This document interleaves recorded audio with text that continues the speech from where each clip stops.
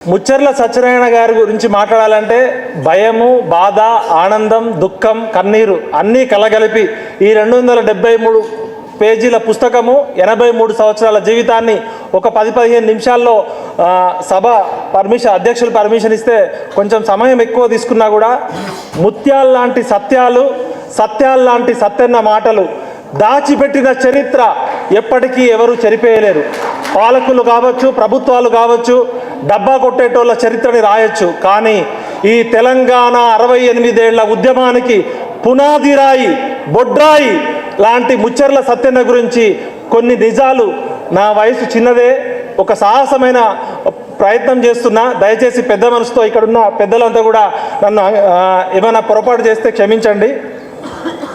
తెలంగాణ తొలితరం ప్రజా వాగ్గేయకారుడు, తెలంగాణ వైతాళికుడు, మాజీ మంత్రివర్యులు శ్రీ సంగంరెడ్డి సత్యనారాయణ గారు ప్రజలంతా అభిమానంతో ముచ్చర్ల సత్యన్నగా పిలుచుకుంటారు. 92వ జయంతి సభలో మాట్లాడే అవకాశం నాకు దక్కడం నిజంగా నా పూర్వజన్మ సుకృతం. ముక్కోటి దేవతలు ఆశీర్వదించిన ముచ్చర్ల సత్యనారాయణ గారి కొడుకు పృథ్వీరాజన్న నాకు ప్రకృతి ఇచ్చిన అన్నగా దొరకడం నా పూర్వజన్మ సుకృతం. ఇది పూర్తిగా ఒక అకాడమిక్ రీసెర్చ్ ఓరియంటెడ్లో నేను ఒక వారం రోజుల పాటు ఈ పుస్తకాన్ని, చరిత్రని అధ్యయనం చేసి 2001లో ముచ్చర్ల సత్యనారాయణ గారితో పరిచయమైన దగ్గర నుంచి 16 సంవత్సరాలు ఆయనతో ప్రత్యక్షంగా ఒక నాన్నలాగా, ఒక పెదనాన్నలాగా, ఒక బాపులాగా ఉన్న సన్నిహితంతో కేవలం వాస్తవాలని, యథార్థ ప్రూఫ్స్తో మీ ముందుంచే ప్రయత్నం చేస్తున్నా. కాలం చాలా విచిత్రమైంది. తెలంగాణ భూమిపుత్రులకు జరుగుతున్న అన్యాయంపై 1952లో నాన్ ముల్కీ గో బ్యాక్ ఉద్యమం మొదలైన విషయం మనందరికీ తెలిసిందే. అంటే 68 ఏళ్ల సుదీర్ఘ పోరాటం తర్వాత 2014లో మనకి తెలంగాణ రాష్ట్రం వచ్చింది. ఈ సుదీర్ఘ పోరాటంలో ఎంతోమంది పోరాట యోధులు, కవులు, రచయితలు, కళాకారులు, మేధావులు, విద్యార్థులు పాల్గొన్నారు. ఎంతోమంది అమరులైనారు. జోహార్ తెలంగాణ విద్యార్థి అమరవీరులారా. అయితే ఈ సుదీర్ఘ తెలంగాణ రాష్ట్ర పోరాట చరిత్రను రికార్డు చేయడంలో చాలా పొరపాట్లు జరిగాయి. నిజమైన హీరోలు, త్యాగధనులు, పోరాట యోధులు జీరోలైపోతున్నారు. జీరోలే హీరోలుగా, అవాస్తవాలే చరిత్రగా చలామణి అవుతున్న ప్రస్తుత పరిస్థితులలో అసలైన నిజాలు వెలుగులోకి తీసుకురావాల్సిన బాధ్యత మన అందరి మీద ఉంది. ముఖ్యంగా స్టేజ్ మీద ఉన్న వాళ్ళకి, ఇక్కడ హాజరైన మేధావులందరి మీద ఉంది. సత్యాన్వేషణ జరగాల్సిందే. 68 సంవత్సరాల సుదీర్ఘ పోరాటంలోని పునాదిరాళ్ళన్నీ వెనక్కి తీయాల్సిందే. ఈనాడు గులకరాళ్లే పునాదిరాళ్ళుగా చలామణి అవుతున్నాయి. కాబట్టి అవాస్తవాలు చరిత్రగా మిగిలిపోయే ప్రమాదం ఉంది. ముచ్చర్ల సత్యనారాయణ గారి 92వ జయంతి సందర్భంగా కొన్ని ముఖ్యమైన విషయాలను మీ అందరి దృష్టికి తీసుకొచ్చే ప్రయత్నం చేస్తున్నాను. హన్మకొండ పట్టణాన్ని ఆనుకొని ఉండే ముచ్చర్ల గ్రామంలో 1933వ సంవత్సరంలో సంగారెడ్డి నర్సయ్య గారు, సంగంరెడ్డి నర్సమ్మ దంపతులకు ముచ్చర్ల సత్యనారాయణ గారు జన్మించారు. 5 అన్నదమ్ముళ్ళు, 2 అక్కలు, 1 చెల్లి. అందరికంటే చిన్నవాడైన సత్యనారాయణ గారు జీవితాన్ని మనం లోతుగా పరిశీలిస్తే 83 సంవత్సరాల తన జీవితం అంతా నీతి నిజాయితీలతో బతికిన ఒక గొప్ప మానవతావాది మన ముచ్చర్ల సత్యన్న గారు. ముచ్చర్ల సత్యనారాయణ గురించి మాట్లాడాలంటే ఏమని చెప్పాలని అనుకున్నప్పుడు నేను రీసెర్చ్ చేసిన దాటిలో పద్యాలు, కవితలు, పాటలు, నటన, నాటకాలు, సంగీతం, సాహిత్యం, గానం ఆయన రాసిండు, పాడిండు. అంటే ఒక కవి అందామా, ఒక వైతాళికుడు అందామా, ఒక నాటకకర్త అందామా, ఒక సాహిత్యవేత్త అందామా, ఒక రాజకీయ నాయకుడు అందామా అంటే ప్రతి పదానికి ఆయన జీవితంలో ఆచరణకు అర్థం ఉంది. అంటే మీరందరూ కూడా ఈ 273 పేజీల పుస్తకం చదివితే ఒక 100 సార్లన్నా మానవత్వం ఉన్నోడు, మనిషి అనేటోడు ఏడుస్తూనే ఉంటాడు. ఆ పుస్తకం చదువుతున్నప్పుడు చదవడం స్టార్ట్ చేస్తే అది అయిపోయేదాకా మనకి ప్రతి సీన్ టు సీన్ కనబడుతుంది. ఎందుకంటే తెలంగాణ ఆర్తి దానిలో ఉంది. తెలంగాణ ఉద్యమ సజీవ జీవితానికి ముచ్చర్ల సత్యనారాయణ గారు సజీవ సాక్ష్యం. తన సాహిత్యం అంతా బతుకు తెరువు కోసం కాదు, బతుకులను మార్చేందుకు వాడిండు. ప్రజల తలరాతను మార్చేందుకే సంగీతము, సాహిత్యాలు ఉండాలని చెప్పారు. ముచ్చర్ల సత్యనారాయణ గారు తన ప్రాథమిక విద్యను తన సొంత ఊర్లైన ముచ్చర్లలో అభ్యసించారు. 5వ తరగతి నుండి 10వ తరగతి వరకు హన్మకొండలోని లష్కర్ బజార్లోని ప్రభుత్వ పాఠశాలలో చదువుకున్నారు. ఆయన చదువుకున్నది ఉర్దూ మీడియంలో. పాఠశాల విద్యను అభ్యసిస్తున్న సమయంలోనే సత్యనారాయణ గారిలో నాయకత్వ లక్షణాలు అలవర్చుకున్నారు. ఇక్కడ ఒక సంఘటన చెప్పాలి. ఆ రోజుల్లో ప్రతి తరగతి నుండి ఒక ప్రతినిధిని ఎన్నుకునేవాళ్ళు. అన్ని తరగతుల ప్రతినిధిగా ఎన్నికైన వారు స్కూల్ ప్రెసిడెంట్ని ఎన్నుకునేవారు. ఈ ఎన్నికల్లో పోటీ చేసిన సత్యనారాయణ గారు తన ప్రత్యర్థి తిరుపతి రెడ్డి గారి కంటే 2 ఇంతలు ఓట్లు వచ్చి స్కూల్ ప్రెసిడెంట్గా ఎన్నికైనారు. ఒక విధంగా చెప్పాలంటే సత్యనారాయణ గారి రాజకీయ రంగ ప్రవేశానికి స్కూల్ ప్రెసిడెంట్గా మొదలైందని చెప్పవచ్చు. ఒక స్కూల్ ప్రెసిడెంట్ ఎలక్ట్ అయితే రాజకీయ కురువృద్ధుడైన హయగ్రీయాచారి వారు ప్రత్యేకంగా ముచ్చర్ల సత్యనారాయణ గారు స్కూల్ ప్రెసిడెంట్ని పిలిపించుకొని అభినందించారంటే ఆ రోజుల్లో ఇది ఎంతటి సంచలనమో గమనించండి. ఒక విద్యార్థి నాయకుడిని, ఒక జిల్లా కాంగ్రెస్ నాయకుడిని పిలిపించుకోవడం.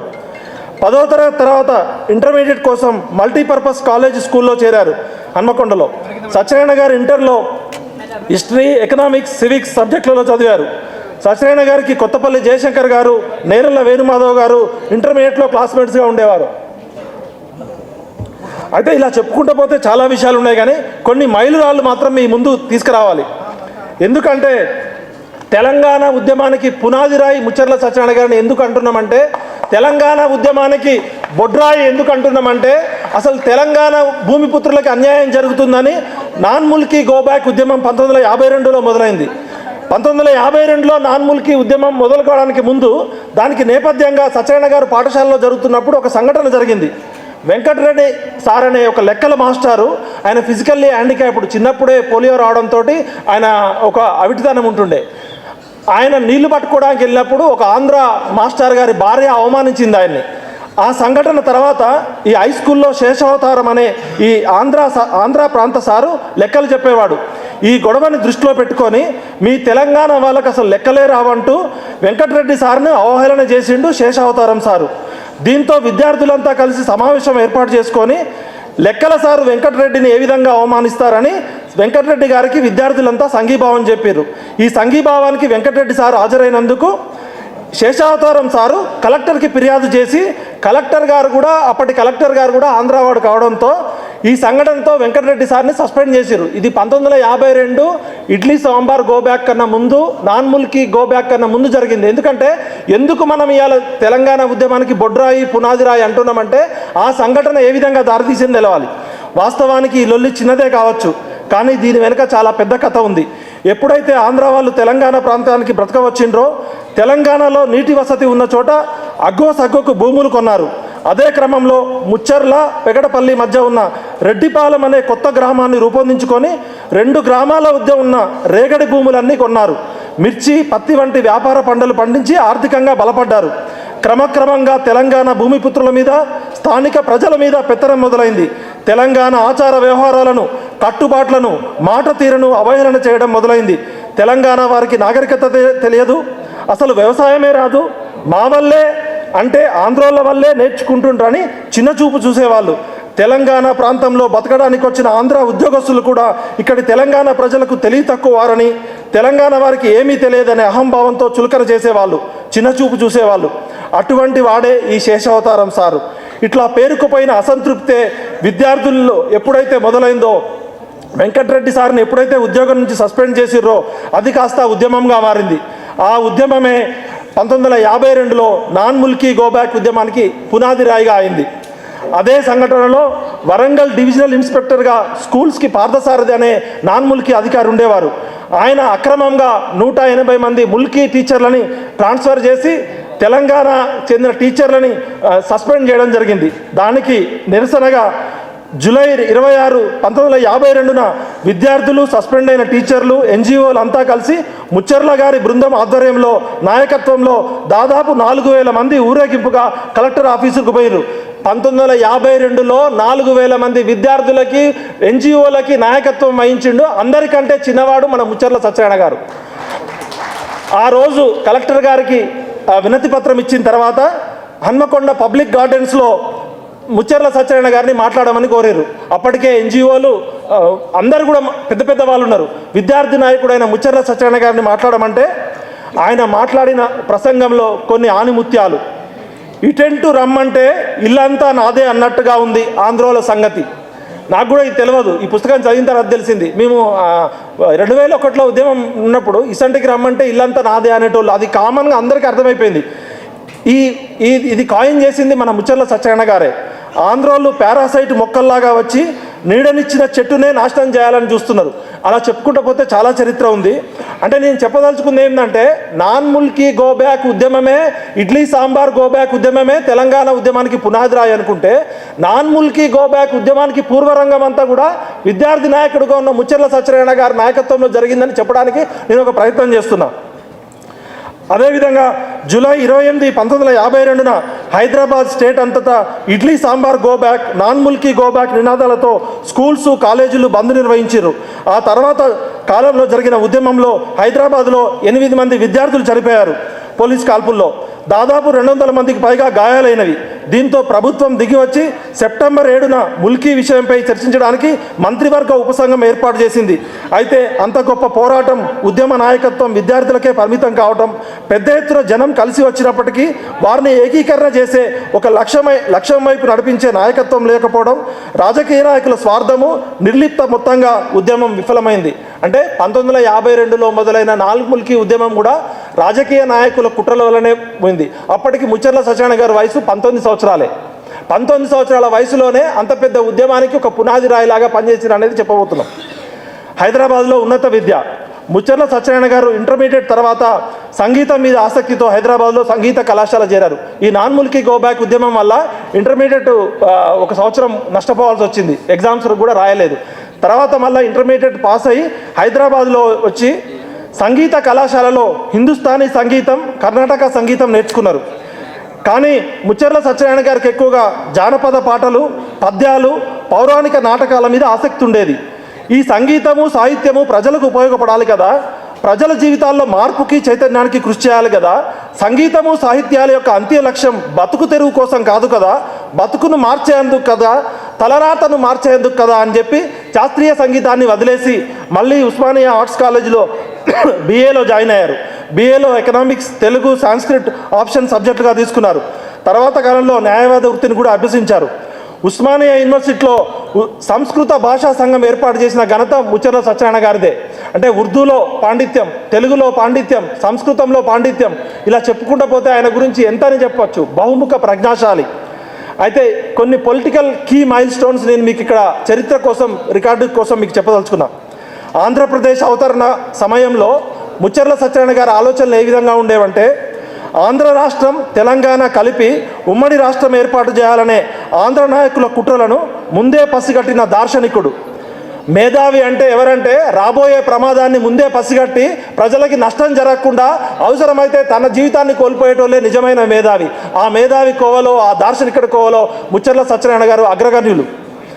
అప్పుడే తెలంగాణ సోదరా తెలుసుకోరా వీరా, మోసపోతే నీవు గోసపడతావంటూ 1954 సంవత్సరంలోనే తన సుప్రసిద్ధ గేయంలో తెలంగాణ సమాజాన్ని హెచ్చరించిన తెలంగాణ తొలితరం ప్రజా వాగ్గేయకారుడు మన ముచ్చెర్ల సత్యనారాయణ గారు. తెలంగాణ ప్రజల అభిష్టానికి భిన్నంగా 2వ SRC సిఫార్సులు ఉల్లంఘించి ఆంధ్ర నాయకుల కుట్రల ఫలితంగా ఏర్పడిన ఆంధ్రప్రదేశ్ రాష్ట్రానికి నీలం సంజీవరెడ్డి గారు మొదటి ముఖ్యమంత్రి అయిండు. నీలం సంజీవరెడ్డి గారు అధికారంలోకి వచ్చిన మరుక్షణంలోనే చేసుకున్న ఒప్పందాలను, తెలంగాణ రక్షణ సూత్రాలను ఉల్లంఘించి తన పక్షపాత బుద్ధిని ప్రదర్శించిండు.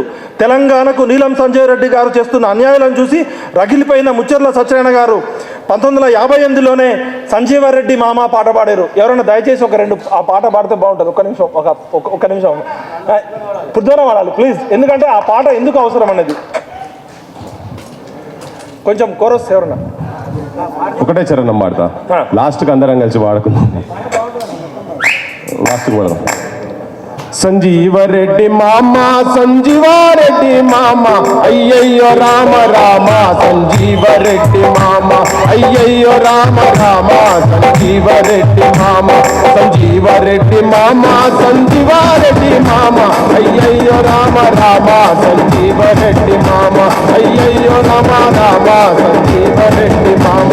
सुनो जी मेरा गाना कहता है तेलंगाना, सुनो जी मेरा गाना कहता है तेलंगाना, इंसान तुमको माना ऐसा कभी न जाना, बता दिया जमाना अंदर का कारनामा, संजीव रेड्डी मामा, संजीव रेड्डी मामा, संजीव रेड्डी मामा, अय्यो राम राम, संजीव रेड्डी मामा, ओ राम राम राम, संजीव रेड्डी मामा. बगल में अपना बस्ता था तो जिगर का रास्ता, बगल में अपना बस्ता था तो जिगर का रास्ता, उठाना अपना रिश्ता शैतान और फरिश्ता, उठाओ भरे सर पर अब अपना साथ सामा, संजीव रेड्डी मामा, संजीव रेड्डी मामा, संजीव रेड्डी मामा, अय्यो राम राम संजीव रेड्डी मामा, अय्यो राम राम संजीव रेड्डी मामा, ओ राम राम राम సంజీవ రెడ్డి మామ. అయిపోయే వరకు మీరు ఉంటే పాట మొత్తం పాడుకుందాం అందరు, మా కళా కులం వాళ్ళందరూ వేదిక మీద ఉండి పాడుకుందాం. మీరు కూడా కోరస్ ఇచ్చేటట్టయితే పాడదాం లాస్ట్కు. Thank you. అయితే ఈ పాట రాజ్యాన్ని ఎంత భయపెట్టిందంటే సంజీవరెడ్డి గారు చాలా పవర్ఫుల్. అప్పట్లో సంజీవరెడ్డి గారు కుత రగిలిపోయి ఏం చేయాలో తెలియక కేవీ రంగారెడ్డి గారని అప్పటి హోమ్ మినిస్టర్ గారితో ఏం చేద్దామని గంట సేపు చర్చ చేశారు. పోలీస్ కేసు పెడదామా, ఎన్కౌంటర్ చేద్దామా, ఏం చేద్దామంటే కేవీ రంగారెడ్డి గారు చెప్పిరట, ఇది నేను చెప్పే సొంత కవితం కాదు, ఈ పుస్తకంలో ఉంది, చరిత్రలో ఉంది. వద్దొద్దు, ముచ్చెర్ల సత్యనారాయణ గారు నిజాయితీ గల్లోడు, ప్రజాబలం ఉన్నోడు, ఇప్పుడు ఆయన ఏమైనా చేస్తే ఉద్యమం ఇంకా ఎక్కువ అవుతుంది, అట్లా వదిలేయడమే కరెక్ట్ అని చెప్పిరట. అంటే ఆ పాట నీలం సంజీవరెడ్డికి ఉచ్చబోయించింది. పైజామా పాడే దొంగ అన్నది. నీలం సంజీవరెడ్డి గారు రాజకీయంగా ఎంత పవర్ఫుల్ అంటే రాయలసీమ నుంచి ఒక్కడే గెలిచి రాష్ట్రపతి అయిండు, ఇందిరాగాంధీనే వణికించిండు. అంటే అంతటి పవర్ఫుల్ మనిషిని మన ముచ్చెర్ల సత్యనారాయణ గారు ఏం చేసిండు అనేది మీరు చెప్పుకోవాలంటే ఆ పాటకున్న పొలిటికల్ హిస్టరీ ఏంటి అనేది చెప్పాలి. చెలే జావో రాయలసీమ అంటూ తీవ్రంగా వ్యతిరేకించి సంజీవరెడ్డి ప్రభుత్వానికి కన్నెర్రయిండు. ఆంధ్రప్రదేశ్ ఏర్పడిన తర్వాత ఆంధ్ర పాలకులు తెలంగాణకు ఒక పద్ధతి ప్రకారం కుట్రపూరితంగా దురుద్దేశంతో అన్యాయాలు చేస్తుంటే చూడలేక తక్కెళ్లపల్లి పురుషోత్తమరావు గారితో కలిసి వరంగల్లో తెలంగాణ రక్షణల ఉద్యమ సభని స్థాపించి ప్రజలను చైతన్యపరిచిండు. టీఆర్ఎస్ అనే పదం కూడా తెలంగాణ రక్షణ ఉద్యమ సమితి. మన బోయినపల్లి హనుమంతరావు గారు సారు బొడ్రాయి అయితే హనుమంతరావు గారు పునాది రాయలు అంటాడు. ఇలాంటి పునాదిరాలు చాలా ఉన్నాయి.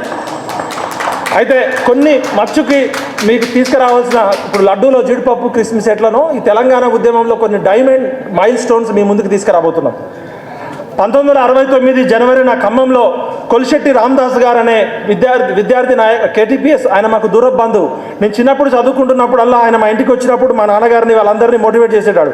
నేను అనుకున్నాం ఆయననే అసలు మూమెంట్ స్టార్ట్ చేసిండేమో అనుకొని ఇప్పటివరకు అనుకుంటే కొలిశెట్టి రామదాస్ గారే ఈ ఉద్యమం స్టార్ట్ చేయకముందు వచ్చి వరంగల్కి వచ్చి ముచ్చెర్ల సత్యనారాయణ గారి ఆశీర్వాదం తీసుకొని 69లో ఖమ్మంలో ఉద్యమం స్టార్ట్ చేశారు.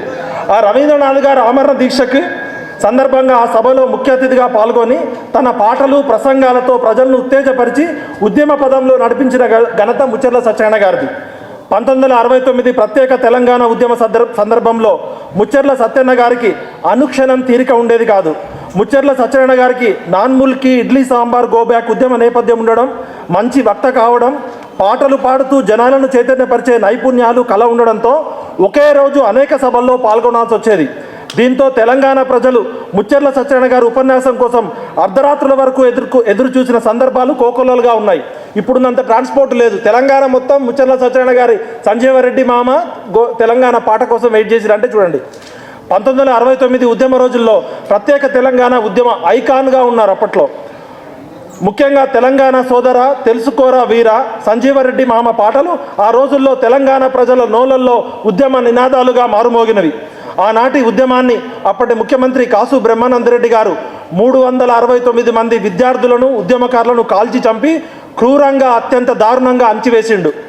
తెలంగాణ అంతటా నిరాశ నిస్పృహలు ఆవరించిన ఈ సందర్భంలో మొక్కవోని ధైర్యంతో మళ్ళీ తెలంగాణ ఉద్యమ జ్వాలను రగల్చడానికి, భావజాల రంగంలో పనిచేయడానికి జై తెలంగాణ పత్రికను స్థాపించి దేవులపల్లి ప్రభాకర్ రావు గారిని పత్రికా సంపదలుగా బాధ్యతలు స్వీకరించమని కోరి పత్రికను ఎన్ని కష్టాలు నష్టాలు ఎదురైనా నిర్వహించారు. హనుమంతరావు గారికి తెలుసు జై తెలంగాణ పత్రిక పెట్టడం గురించి. జై తెలంగాణ పత్రిక పునాదిగా ఈరోజు కేసీఆర్ గారు నేటి నమస్తే తెలంగాణ టీ న్యూస్ అంటున్నారు కదా, అక్కడ మీకు ఒక యథార్థ సంఘటన చెప్పాలి. ఎందుకంటే నేనే ఒక సజీవ సాక్ష్యం. నేను అప్పుడు తేజ టీవీలో రిపోర్టర్గా పనిచేస్తున్నా. కేసీఆర్ గారు జై తెలంగాణ పత్రిక పేరు పెడుతున్నారు, ఈ పత్రికకి చందాలు వస్తున్నాయని చెప్పి ఒక న్యూస్ ఐటమ్ వచ్చింది. నిజామాబాద్ జిల్లాలో జై తెలంగాణ పత్రికకి 64 లక్షల రూపాయల చందాలు వచ్చినాయని ఒక వచ్చింది. నేను ఒక రిపోర్టర్గా అరే జై తెలంగాణ పత్రికకు ఒక్క నిజామాబాద్ జిల్లాలో ఇంత వచ్చినాయని రీసెర్చ్ చేస్తే ప్రతి జిల్లాలో కూడా చందాలు వస్తున్నాయి. ఆ పుస్తకం జై తెలంగాణ పత్రికకి చందాలు వసూలు చేసిన పుస్తకాలు నేను సేకరిస్తే ఆ పుస్తకాల మీద చందాలు వసూలు చేసేటప్పుడు నెంబర్స్ ఉంటాయి. జిల్లాకు ఒక కోడ్ ఉంటుంది, ప్రతి చందా బుక్కి నెంబర్స్ ఉంటాయి. మరి నెంబర్స్ కూడా లేకుండా ఇట్లా వసూలు చేస్తున్నారని రీసెర్చ్ చేస్తే ఏ జై తెలంగాణ పత్రిక స్థాపించిన ముచ్చర్ల సత్యనారాయణ గారు అనుమతి లేకుండానే కేసీఆర్ గారు అప్పుడే దందా స్టార్ట్ చేసిండు. కానీ పత్రిక మాత్రం రావట్లే. మేమంతా పత్రిక ఎప్పుడు వస్తుందా అని, ఎందుకంటే నేను అప్పుడు పనిచేస్తున్నది ఆంధ్ర మీడియాలో.